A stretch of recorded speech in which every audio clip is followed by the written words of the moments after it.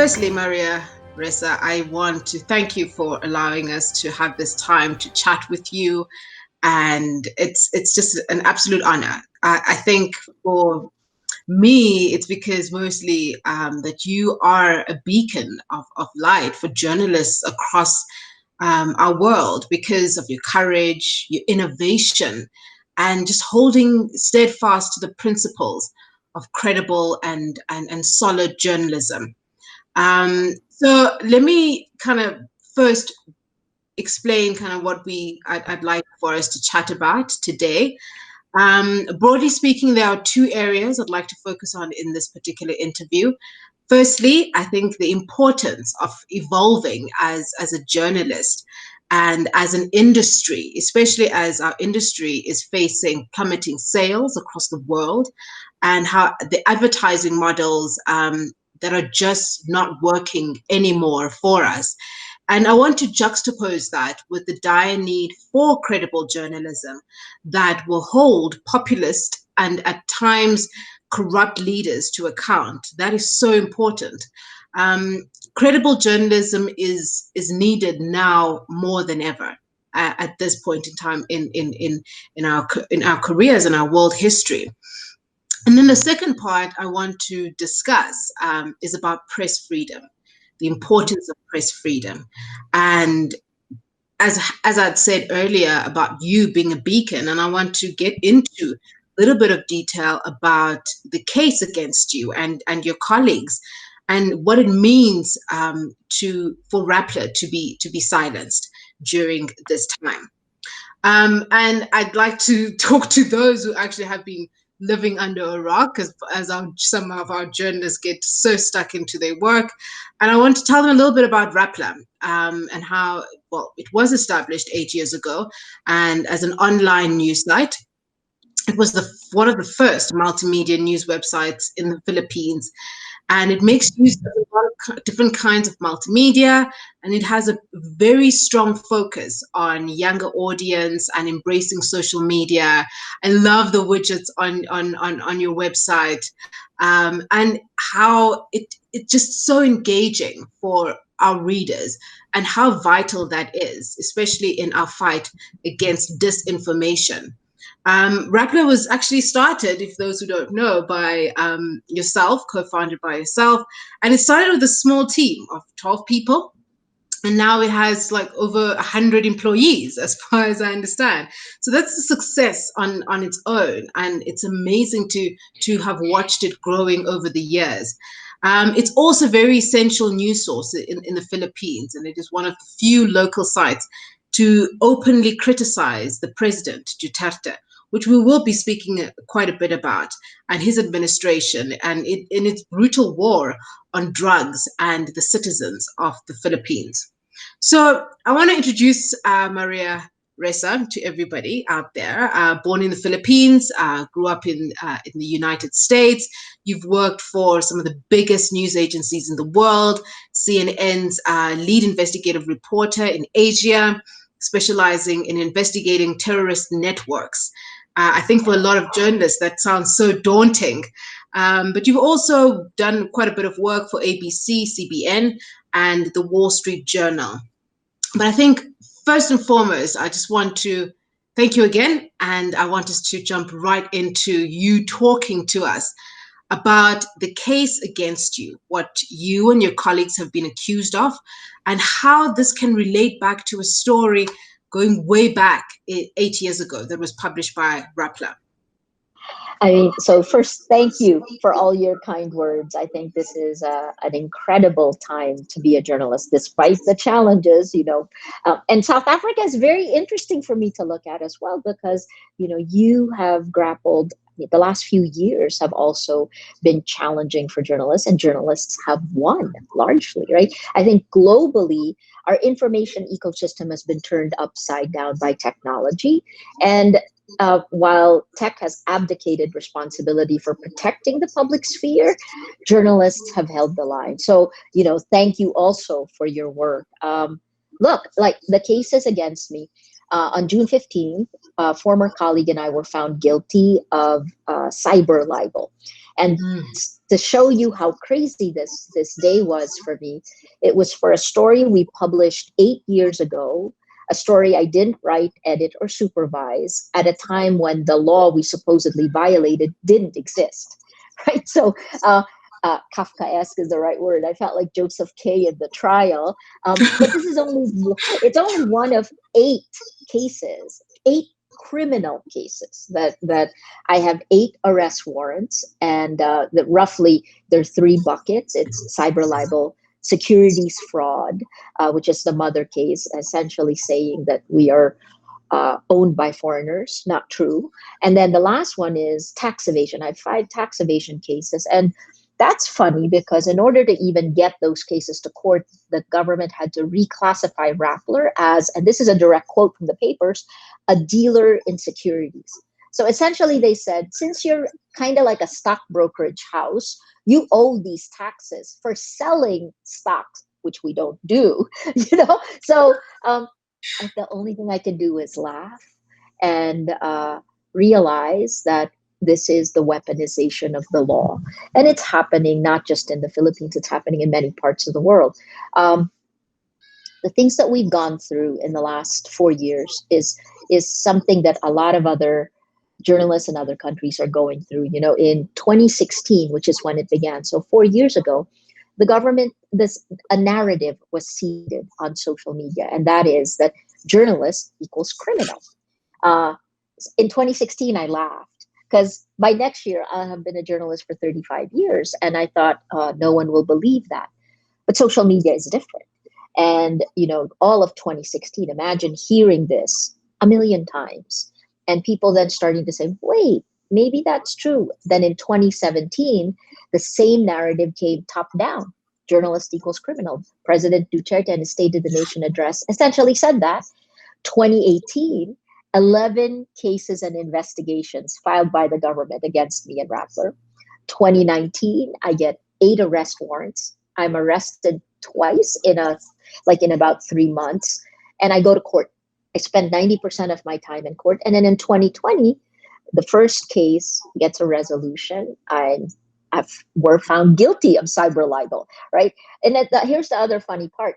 We're guilty, but Rappler is not, right? But So how does it's that even make sense? Because in the broader scheme of things, you would think that if you would be found guilty, and I think a lot of journalists who'll be listening to this, they some of them have been through court cases, and you are the company or the organization is the first respondent, and the journalist is possibly the third or the fourth one. How does that even make sense? in this world it does, and I think that's the reason why I will fight all the cases in court, and I will demand every time my rights get violated a signature, because even if I can't get justice now, I will later, because we're on the right side of history here, right? And I guess, look, I think all of these cases, this is political harassment. It's meant to pound us to silence, right? It's meant to bankrupt us. That's kind of the end goal, take away time and resources. But I think what we have learned, and this goes to the first topics that you mentioned, Nietzsche was right. What doesn't kill you makes you stronger. And all of these cases filed against us in 2018, by April of 2018, we had 4 or 5 cases, and we dropped 49% of our advertising revenues. Like, our advertisers got scared, and we were forced to, within about weeks, we were forced to come up with an alternative business model, a business model that relied on what we do as journalists, tech and data. What we had to learn to understand how disinformation works, creating the database, tracking, and then looking at networks of disinformation, we productized into a business model. And that business model in 2018 to the end of 2019 grew 12,000%. So by the time COVID-19 came, we were actually okay, right? We actually 2019, despite all the arrests, we actually made a little bit of money the first time we did. I mean, it was so. What doesn't kill you makes you stronger, right? You're Makes you forced stronger. to be better. You're forced to be more creative. Uh, and I think that the part that I would really suggest is we focus a lot on the things that are negative about what's happening now because the world is being destroyed, our industry is being destroyed. The very same platforms, the social media platforms, are being used to attack us, attack our credibility. At the same time, they're taking all the revenues without protecting the public sphere, right? So, what do? I think we have to create. And that's the challenge. I just finished right before we sat down to talk. I just had meetings with our team to say, if we have to continue to anticipate what technology will do next. We have to anticipate the needs of our audiences because their needs today in a pandemic is very different from what it was 6 months ago or a year ago, right? And how do we shift editorial priorities? How do we shift the tech? How is social media reacting when there is so much disinformation? We can talk about social media later, but I guess it's exciting because you're forced to create. We literally have to create or die. And that's so true. That's so true. And I want us to delve in a little bit more into creation, and because a lot of journalists believe that our journalism is enough, and if we put it out there, people will read and people will interact with it. But we need to start doing a little bit more, and we're going to get into that a little bit later. I just want to go back to media freedom in the Philippines. Historically, the country has been considered one of the most freest and liveliest in Asia. Well, according to Free House, based in the US, um, it was freedom of the press was guaranteed under the Constitution, and seemingly possibly still is. However, in the Philippines, it's becoming one of the most dangerous jobs in to be a journalist, and it's seemingly coming across as one of the most dangerous places in the world to be a journalist. How did this happen? How does it, over a short period of time, turn into that? What has your four experience been? years, right? Oh It's been yes. 4 years. That's how fast. So I'll take this apart in two ways. There is uh, the technology, which has enabled the rise of populist authoritarians, not just in the Philippines, but all around the world, right? So the first is that once they use the digital infrastructure to actually get elected, then these authoritarians then come top down. They use the levers of the elected office, the tools of democracy, and turn it inwards and cave in democracy from the inside, right? So let me, so here, where do I begin? I guess, so the first step is look at how news is distributed today. You can't take it for granted because journalists, news organizations are no longer the gatekeepers. We lost that power around 2014. 20 by 2014, and I peg it to 2014 because that's when Crimea happened. That's when the Ukraine, the Russian, I mean, again, depending on who you talk to, there are different things, right? The two different realities that happened in the Ukraine. And that was when we began to see kind of a nostalgia for authoritarian leaders in countries like India, in Indonesia. The world had just gotten too complex and had changed too fast that people wanted someone else to make the decisions. Well, here comes technology to say, wow, well, you're getting your news from Facebook today. The world's largest distributor of news is Facebook. And yet, that social media platform, along with the rest, YouTube, Twitter, um, their very principles actually prioritize the spread of lies laced with anger and hate over facts. This is what the data has shown us through the last 4 years, right? That these social media platforms are optimized for growth and optimized for the spread of lies. So, meaning they're biased against facts, which are kind of boring, and they're biased against journalism. So, in that ecosystem, and look at why this is a technology problem, right? Because essentially, social media platforms created in Silicon Valley didn't set out to destroy democracy, but what they did is they wanted to keep us on their platforms. They wanted to grow the platforms, right? So look at a simple tech decision, which is how do you grow your network, your own network, my network, the platform itself? They made one recommendation. They did A/B testing, and the recommendation is they'll recommend friends of friends, right? So in the Philippines, if you're pro Duterte, you start in the middle, which is where we were in 2016, but then pro Duterte people began to grow their networks, so they moved further right. Anti Duterte people grew their network with friends of friends, and they moved further left. And then what you can see happening is that each of these polar opposites began to no longer see the other side. The gap was too big, and they began to create echo chambers, and they tore the public sphere apart, right? This is how you create alternate realities, alternate facts. And shocking to hear that from a White House spokeswoman, Kellyanne Conway. So that's one built into the design, the polarity of things pulling us apart. I think the other thing is that all the attacks, women journalists are attacked in the Philippines at least 10 times more than men. And journalists are targeted because the end goal is to erase trust. The end goal is to cause so much confusion that the people do not know what to believe.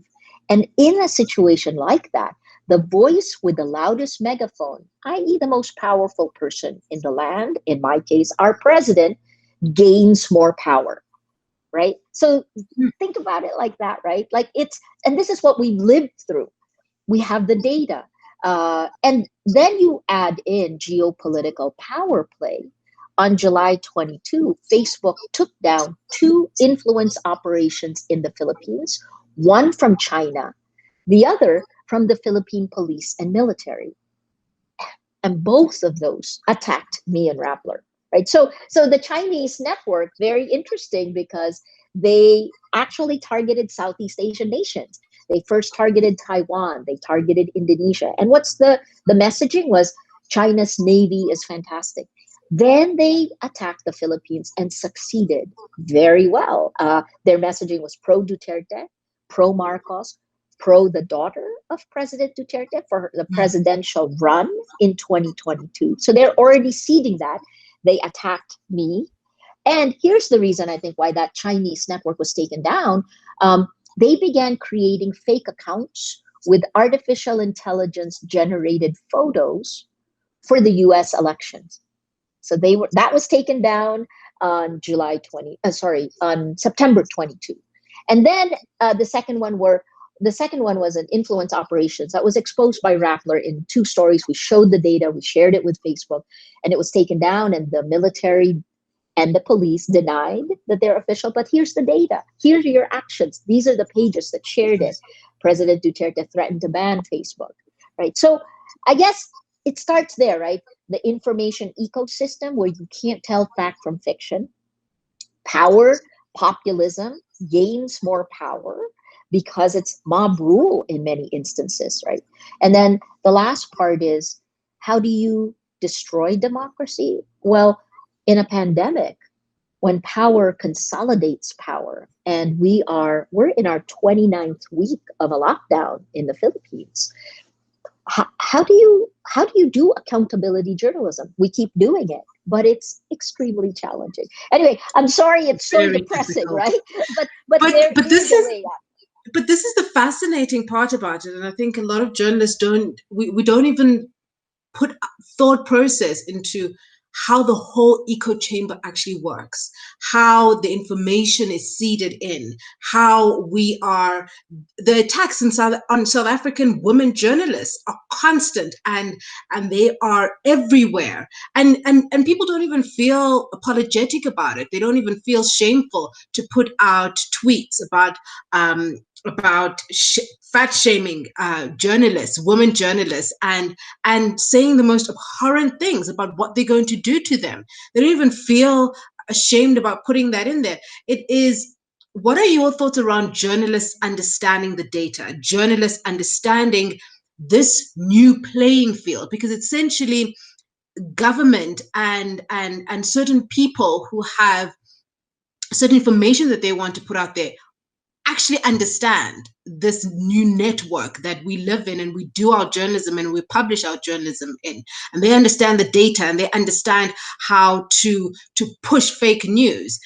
How important is it for us journalists to understand that data, to understand that new playing field that we're playing in? Absolutely critical, because one, you need to understand why you're being attacked. The end goal of these attacks is to make you doubt your work. It is to make you afraid. It is to cause confusion, right? Which means you can't do your job as a journalist. But the other thing is, it's a thin line between online marketing and the kind of influence operations nations are doing, right? So, what does that mean? Think about it like this, right? All of us put our data into, let's say, Facebook, right? Twitter. I looked at South Africa and the Twitter attacks on Ferial Haffajee. I looked at that and so many other women in South Africa who had been attacked. And, you can track the networks. This is its own investigative reporting. And the only way you can fight back, certainly in my case, the reason why I fell into this is because if I didn't investigate it as a journalist does, I wouldn't have been able to fight back. In order to effectively fight back, you need the data. So first, here's understand that all of us put in our data for in all of our posts on Facebook, right? Facebook takes all of that and with machine learning creates a model of you, a model of me. It knows us more intimately than we know ourselves, because that's what machine learning can do. Then it takes that and uses artificial intelligence to find your weakest moment to a message. So let's say, whether it is to a company or to a country, they will sell your weakest point to a message and make money off of you. It's predictive analytics, right? But at the same time, when you respond or don't respond, that becomes data that is part of the loop. So these are algorithms that create a feedback loop that keeps feeding the machine. I'm sorry, if you haven't seen The Social Dilemma or the film that was just done a year ago with Cambridge Analytica, you must. But The Social Dilemma lays out the machine, right? How there's a model of you created. We need to do this because, and this is one of the things we tried to do in Rappler. We created a database, and then what we did is we're building our own tech because we feel that the distribution platforms now, Facebook, the social media platforms, are optimized to make money for the platforms. But journalists, when we create our platforms, we optimize to protect the public sphere, to get you the information that you need, even if you think the information is boring, to get you to create a safe place for you to voice what you think, whether it is positive or negative, right? This is not the way it's set up on social media right now. So I guess the last point is the technology and journalism are now intertwined. Built into technology is data. Our present and our future depends on unlocking its mysteries and creating new products. Technology built by journalists will have safeguards that the social media platforms right now do not provide because the engineers have abdicated responsibility. Sorry, I can talk about this forever, can't I? Sorry. I'm just loving this because I'm a big data person myself. I really enjoy it, and I try to understand a lot of what is happening around machine learning and how we can use that in some of our journalism as well. One of the things that's definitely coming across, Maria, is that you are an activist. There's different views on being a journalist and being an activist. Do you try and balance the two out, or are they intertwined in the work that we do, and depending on the context in which the journalist works in? I think this shift in me happened. So in the old days, I would recoil at being called an activist. Isn't that weird? And then what happened is I realized that we now have to fight for facts. In the battle for truth, journalism is activism, right? Because that's what we're fighting for. And frankly, the people who are the truth tellers are not doing a good enough job of fighting for the facts because the social media platforms that they travel on prioritize the lies, right? Lies laced with anger and hate spread further and faster than the facts. I say this all the time. And this was in a 2018 Science Magazine article that has all the stats, right? Look,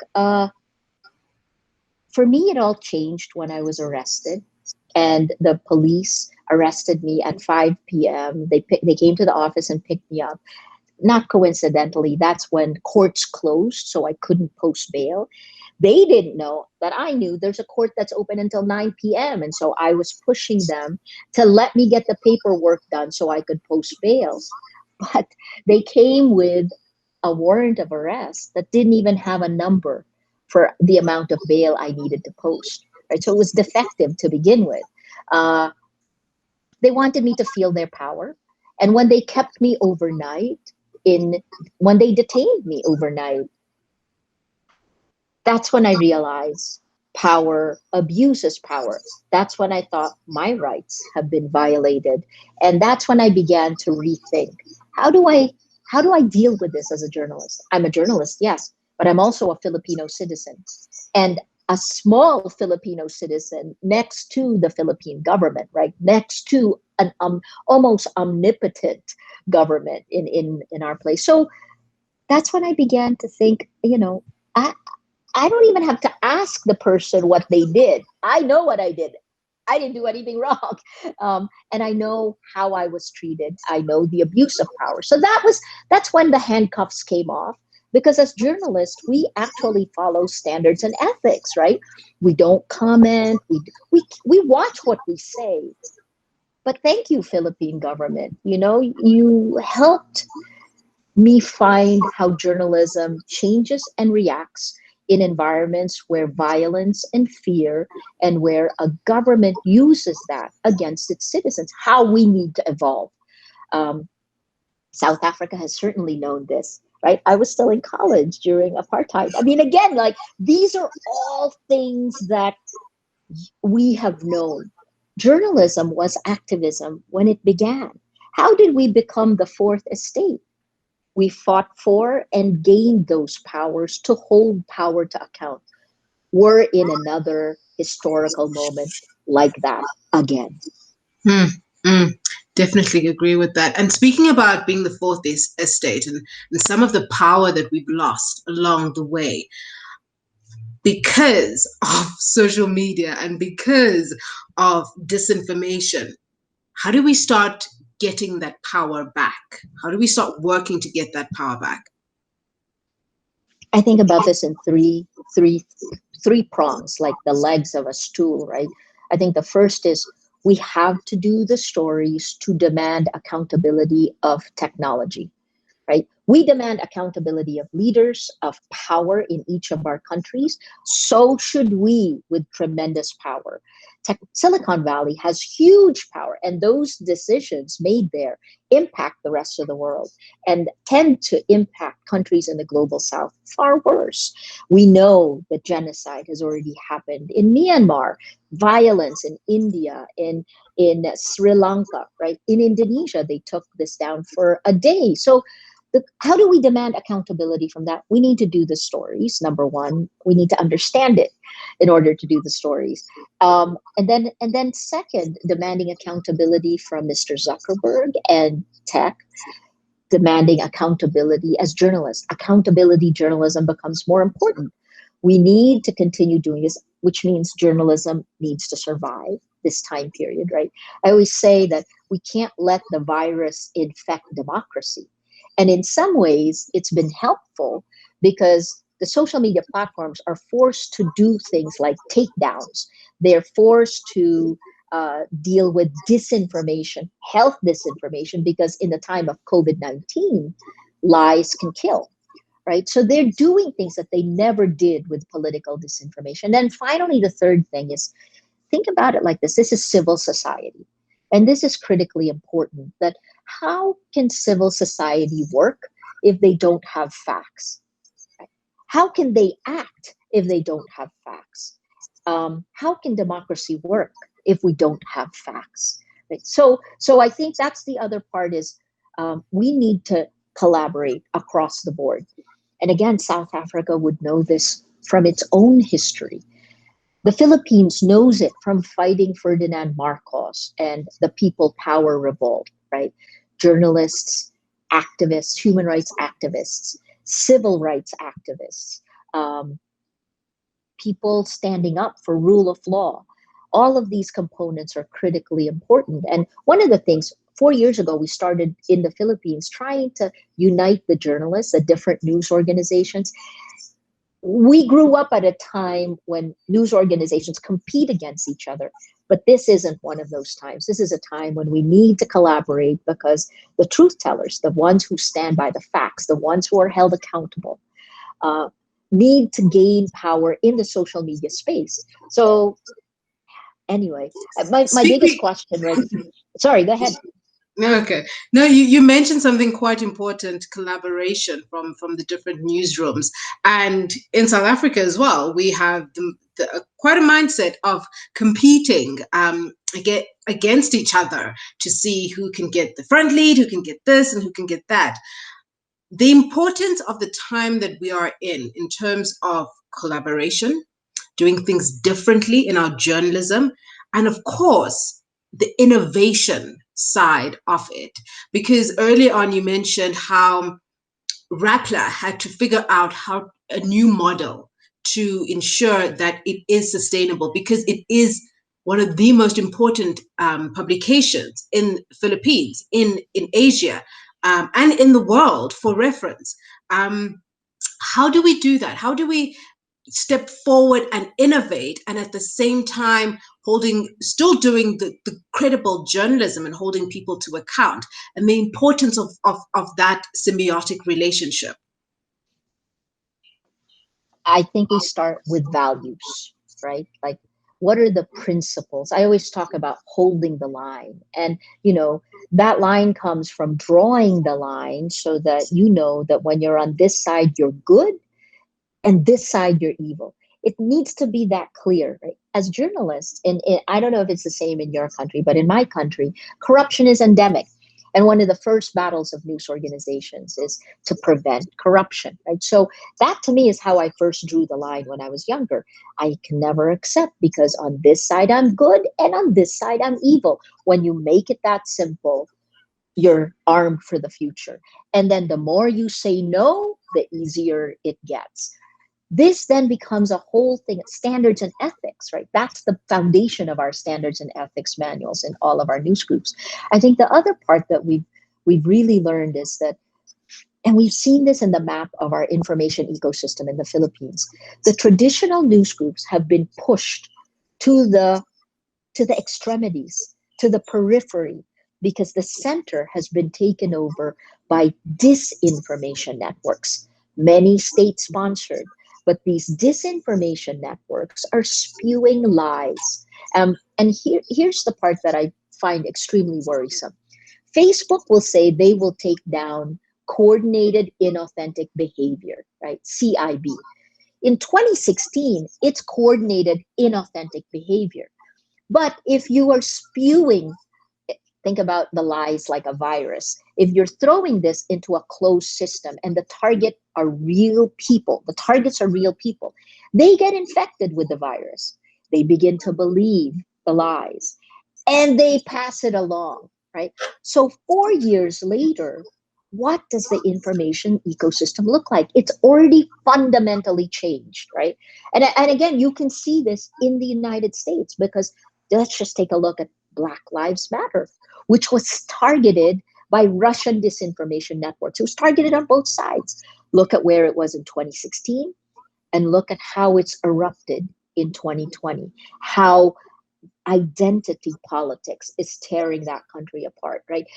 I think about it like we are a wooden house and we've unleashed termites and they're slowly eating the wooden boards, and we won't know until we step through and collapse. Right? That's how fragile I think democracy is. But okay. So having said that, your last part of your question is how do we?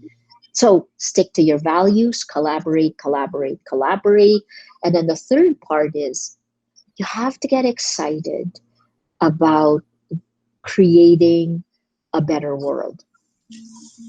And that's something I struggle with our team all the time because when you change workflows, when we're playing now with a new tech platform, we built it and it was painful migrating, 7 years of articles, right? And it's our reporters and our editors who like lose their articles. Right? So it's really painful. Change is painful. Now I sound like a masochist, but think about think But about it it is like this. true. I think a lot of us have seen that how painful it can be in our newsrooms. Yes.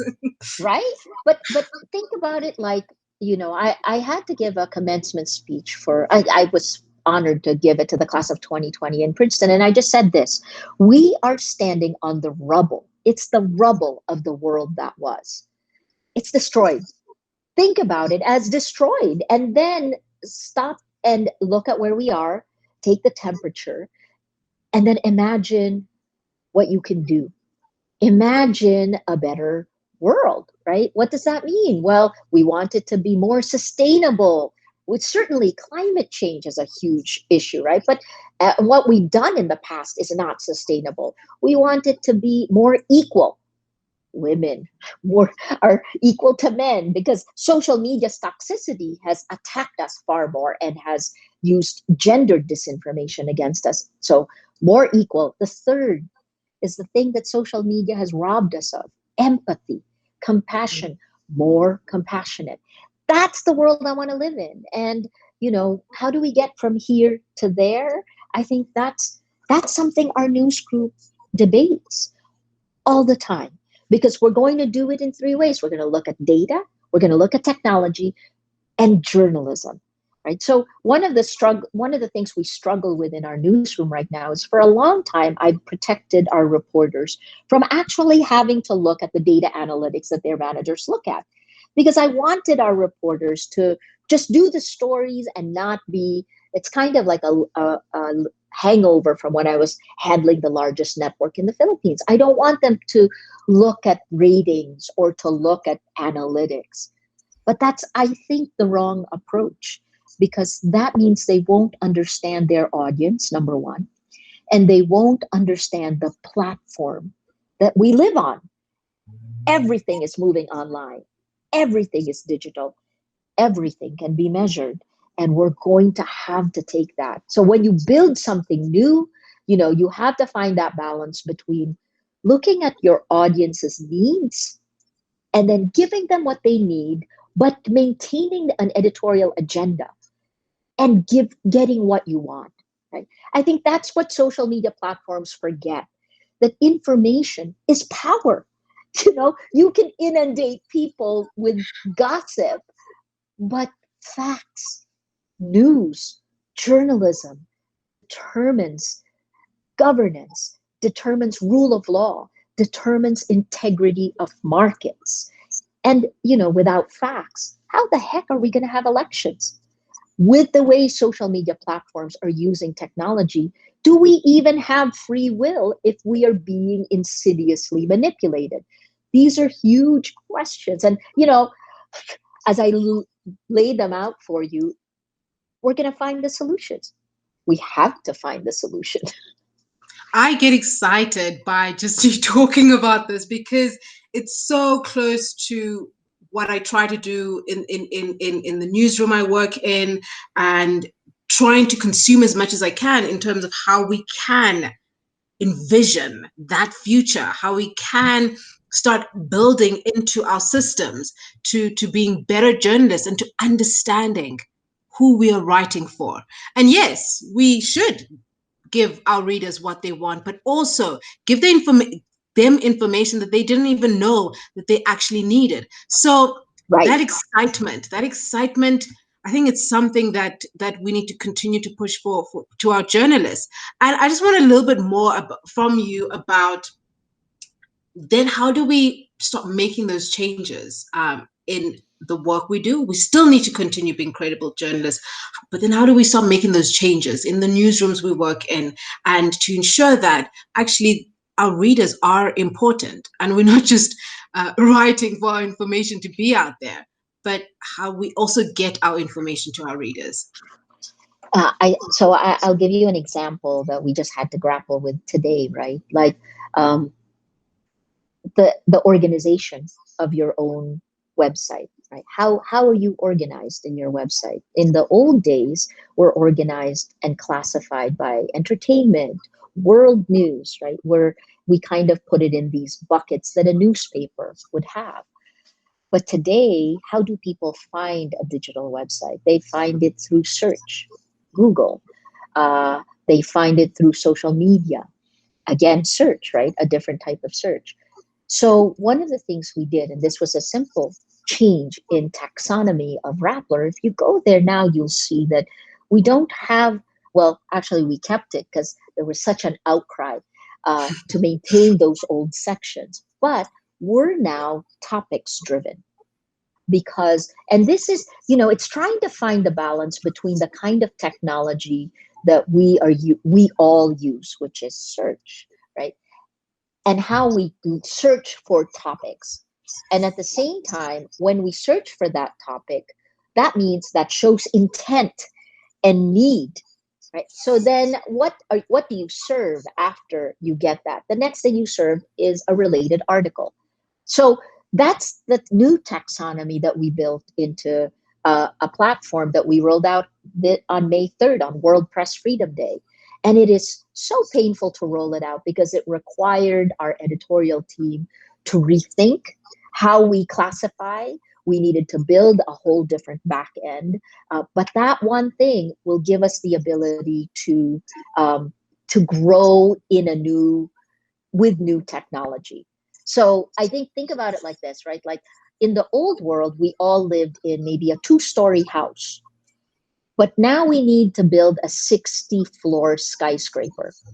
So you need to take the foundation of that house, tear it down, and build stronger foundations so you can put 60 levels, 60 floors on top of it. That's what the technology enables, right? So that's one way of thinking about technology. But the other way is data, right? Like we reporters will look at data in charts, like we think about it like that, but think of big data and then think of user and how things need to be encapsulated, and what does journalism mean in the day and in the time of big data.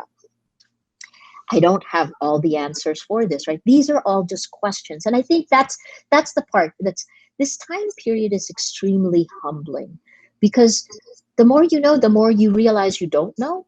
The tech people who are making these decisions for us don't understand the value of what we do, and the journalists don't understand our communities as well as the optimization of the social media platforms. Think about it like this, right? We news groups actually outsourced to Facebook or oh gosh, to Twitter, the social media sharing. Sharing is like a huge human need, but it wasn't a news group that invented it. And when we realized that we want to share the stories, because that's the goal of the stories, right? When we realized that we didn't even build the tech ourselves, we outsourced it to the tech platforms. So think about that. Like, I guess that's, sorry, as you can tell, I came from, like, we just came from an organizational meeting about this stuff. So you're asking, so how do you innovate? You ask basic questions. You ask it of yourself. You ask it of your audience. There's a part of me, because I'm a top down, I grew up at an era of top down journalism, that, there's a part of me that doesn't like surveys or doesn't really want to ask necessarily, because don't we just give them what we think they need, right? but that's not true anymore. That's not true And anymore. so those are, but having said that, I don't think we should give up the editorial agenda, right? I don't think, here's the other thing that social media platforms have done. They have taken meaning out. I mean, let me rephrase that. They have atomized meaning, right? A journalist will write a story and the meaning is embedded in the entire story. You write it with a beginning, middle, and an end. You write it with a hook so that you read through or watch through all of it. But what social media does is it tears it apart into bits and pieces. And then it uses its algorithm to serve it to your user. And the context of what you've written is the context of the newsfeed, not what you created, right? So you take a part of what you wrote, it's fed to you on Facebook. The news feed right before that is an ad for Coke Zero. The news feed right after is what your brother had for dinner, right? That's the new context. So context is everything. Sorry, I get excited about this, but I guess I'm just saying, much as we're under attack, I think the way I survive the attacks is I try to understand it. It's a full-time job trying to understand it. And then I want Rappler to survive and to thrive. That's a challenge. Of I've had course, too much Coke. definitely. I definitely agree how we all want our journalism to survive and our publications to survive through all of this. I think one of the interesting things I picked up about you is that you studied theater. And then you end up being a journalist and a very, very passionate one who understands all different layers of it. Why theater, and how then did you become such a passionate person in our industry and who wants to ensure that we build the foundation well to get to that um, 64 level building? So I think, I was pre-med in college. I did everything I was supposed to do in the first 2 years so I could go to medical school. Then I realized my sophomore year in organic chemistry, and then when I had to do all of the dissections, I don't like blood. And I was like, why am I doing this? It's what my parents told me. Uh, and I realized what I wanted was to understand why we do what we do. And so I started, my major is actually English and theater and dance. So I read the classics, and theater and dance was a way for me to explore my emotional growth, actually, more than anything. My thesis, I had I had a thesis where it was a creative thesis. So I wrote a play as my thesis for senior year. Um, it's left brain, right brain. And let me fast forward that to today, right? This is actually what social media and what journalism does. They're two different parts. Social media is a thinking fast medium. Journalism is a thinking slow process of creation and reading. This is thinking slow, but we're putting our product on a thinking fast medium that prioritizes emotion and engagement. So we have to find a balance because right now, social media platforms have become behavior modification systems. And we're going to have to rein in the tech. How do we do that? Civic engagement. We are going to have, stop hate, hashtag stop hate for profit, got the advertisers what they wanted, right? But they didn't get civil society what we needed. How do we protect our rights? How do we protect our data? How do we not be insidiously manipulated? We don't have any control over that right now. Anyway, sorry, I jumped to thinking fast, thinking slow, but that's the reason why I, I think that creativity is extremely important, but creativity without structure and discipline is, what's the word I'm looking for? Self-indulgent. Sorry, like Self-indulgent. Yes. yeah, like I guess I'm a journalist. I'm a journalist. I fell into it. I love it. It has made me who I am, and I will hold the line because of that. Right? Oh, that's just like a perfect wrapping up of this interview, Maria. And I think everybody who's going to listen to it, I'm definitely going to send it to as many journalists as I can, because for me, there's so many takeaways from this about holding the line, the importance of holding the line, especially at these times, how innovation is important and how we balance out and intertwine technology with the work that we do. But at the core, still credible, honest journalism at the core of that. Any last It words from your end? I will end with a question you asked me. In a battle for facts, in a battle for truth, journalism is activism. We have to embrace that, and then understand that it's not going to be easy. Now we know this, uh, but it may get worse before it gets better. And be prepared. Be prepared. Thank you so much, Maria. I can't tell you how excited I am to have had this conversation with you and to have heard so much from you, and especially working from where you are, and the work that you've done, and a very broad understanding of our industry as well. It's been very eye-opening for me, and thank you. And please continue to hold steadfast. The work you do and the fight you continuing with is quite inspirational to all of us. And yours, right? This is, I mean, we really have to have solidarity. Now I sound like an activist, but it's important. I don't think Rappler would have survived the last 4 years if news organizations around the world didn't help us. The only weapon a journalist has is to shine the light, to keep telling stories that matter. And we need to do that. So it's a tough time for younger journalists. They need to learn the craft, the profession. At the same time, the distribution is a whole other many headed hydra. And that's where I think news managers, journalists who want to understand it, this is where we come in. Definitely, definitely. Well, all the best, and hopefully I get to chat to you again someday soon.